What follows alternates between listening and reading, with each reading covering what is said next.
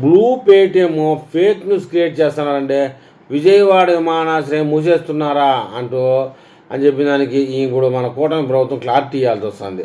విజయవాడ అంతర్జాతీయ విమానాశ్రయం మూసివేస్తున్నారంటూ సోషల్ మీడియాలో జరుగుతున్న ప్రచారంపై ఏపీ ప్రభుత్వం ఫ్యాక్ట్ చెకింగ్ విభాగం స్పందించింది. ఈ వార్త పూర్తిగా అబద్ధమని పేర్కొంది. గన్నవరం ఎయిర్పోర్ట్లో ప్రయాణికుల రద్దీని తట్టుకోవడానికి 611 కోట్ల అంచనా వ్యయంతో నూతన ఇంటిగ్రేటెడ్ టెర్మినల్ బిల్డింగ్ నిర్మాణ పనులు చివరి దశకు చేరుకున్నాయని, త్వరలోనే ప్రారంభించేందుకు ఎయిర్పోర్ట్స్ అథారిటీ సంబంధించినటువంటి ఇండియా రాష్ట్ర వ్యాప్తంగా వేగంగా అడుగులు వేస్తుందని స్పష్టం చేసింది. మొత్తానికి ఫేక్ న్యూస్. నిన్న మొన్న అమరావతిలో ఇంటర్నేషనల్ ఎయిర్పోర్టుకు రంగం సిద్ధమైంది అని చెప్పడానికి అటు బ్లూ పేటిఎం బ్యాచ్ విజయవాడకు దగ్గరగా ఉన్నటువంటి గన్నవరం విమానాశ్రయాన్ని మూసేస్తున్నారు అని చెప్పేసి ప్రజల్లోకి ఒక బ్యాడ్ న్యూస్ని, ఒక ఇబ్బందికరమైన వార్తని చూపించడానికి ప్రయత్నం చేసింది.